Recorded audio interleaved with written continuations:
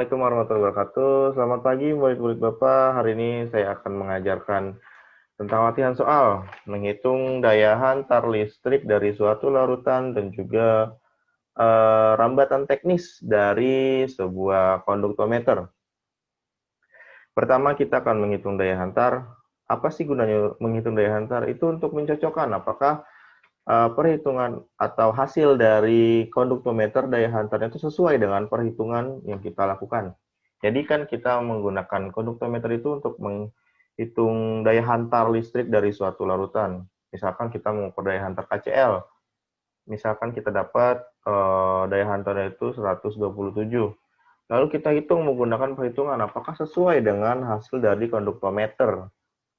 Oke, pertama kita akan menghitung daya hantar dari suatu HCl dengan konsentrasi 0,01 N bila daya hantar ionnya itu H plus 350 dan Cl-nya 75 dengan konstanta sel 0,2 cm dari si konduktometernya tersebut. Konstanta sel itu yang apa sih Pak? Konstanta sel itu si batang karbon yang untuk mengukur konduktivitas suatu larutan. Oke, di sini kita dapatkan datanya. Lalu kita pakai rumus apa sih, Pak? Oke, untuk mencari daya hantar kita menggunakan dua rumus ini. Pertama, rumus V dan G. Kenapa G? G ini juga rumus daya hantar, tetapi hanya menggunakan ini konstanta sel dibagi dengan jumlah dari hantaran ion suatu larutan. Jadi kalau misalkan kalian cuma mendapatkan datanya itu konstanta sel konduktometer dan si ini daya hantar ionnya. Lalu ketika kalian cuma mendapatkan data ini konstanta sel dan konsentrasi, kalian menggunakan rumus yang ini. Tapi ketika kalian mendapatkan datanya itu konsentrasi, daya hantar ion, dan juga konstanta sel, kalian menggunakan rumus yang ini. Oke. Oke, kita gunakan rumus yang V sama dengan K kecil kali C, C ini konsentrasi, K kecil ini daya hantar, dan dibagi 1000 dikali K besar. K besar ini konstanta sel. 1000 itu apa sih Pak? 1000 itu koefisien dari konduktometer. Ketentuannya 1000. Oke, lanjut. Kita masukkan datanya saja. V sama dengan K. K ini jumlah dari daya hantar ionnya. Ion plus dan ion min ya.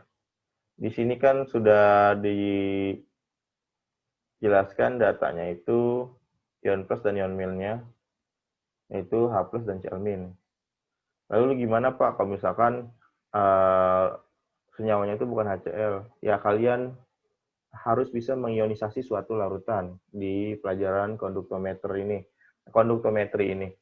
Jadi misalkan rumusnya itu MgCl berarti Mg plus dan Cl min, atau BaNO3 dua kali, jadi Ba 2 plus dan NO3 dua kali min gitu. Tinggal dimasukkan aja. V sama dengan tadi berapa ini daya hantarnya? Yang H plusnya 350 kalau nggak salah ya. H plus 350 dan Cl minus 75. 350 ditambah 75 Cl min dikali konsentrasi. Konsentrasi tadi berapa? 0,01 ya. 0,01 per berapa? 1000 dikali konstanta selnya. Konstanta selnya tadi 0,2 kalau nggak salah ya. 0,2 Cm-1.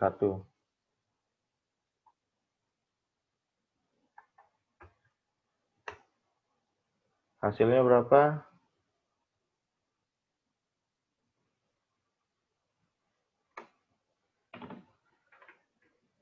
Kecil banget ya.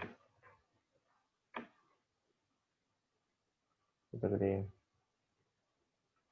K K-nya 350 tambah 75 sama dengan 425.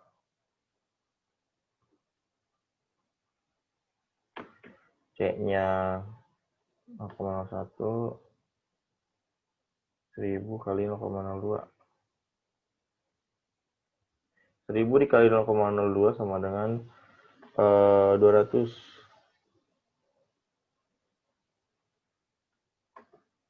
Oke. Hasilnya sama dengan, oke, setelah dijumlahkan, dimasukkan angkanya, dari 350 tambah 75, 425 dikali 0,01 sama dengan 4,25, lalu dibagi 1000 kali 0,2, 200, dibagi 200 berarti 0,0021. Kemudian 2, atau jika kita menjadikan angka bulatnya, jadi 2,1 kali 10 pangkat min 2. Kita lihat apa hasilnya sama dengan contoh soal tadi. Hasilnya di sini 2,1 kali 10 pangkat min 3. Di sini yang salah yang mana? Yang salah yang ini. Bisa dilihat di sini aja angkanya 350 tambah 76. Di sini pada 75 ya. Lalu tiba-tiba jadi 2,1 padahal penjumlahannya saja sudah salah lagi hasilnya. Jadi kalian tinggal menggunakan rumus yang mana, rumus jadinya yang ini. Tapi kalau misalkan ditanya harus bisa ya. Kenapa rumusnya seperti itu? Jadi kalau misalkan kalian hanya mendapatkan datanya itu K besar atau K besar, bukan K besar.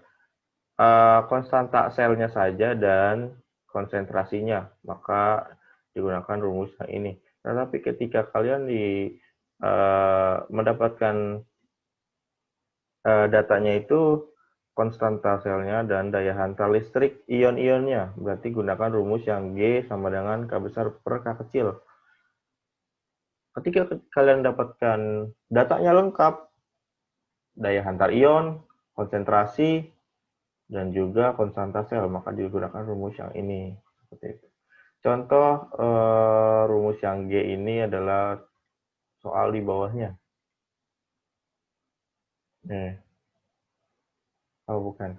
Hitung daya hantar listrik larutan didapatkan nih konsentrasi dan konstanta sel. Berarti ini C ya, dan konstanta sel K besar. Maka kita gunakan rumus yang mana, Pak? Kita gunakan rumus yang atas. Gitu. V sama dengan 1000 dikali konstanta selnya. Konstanta selnya berapa tadi? Konstanta selnya 0,5 dan konsentrasinya 0,001. 0,5 dibagi 0,001. Berapa hasilnya? 500 dibagi 0,001.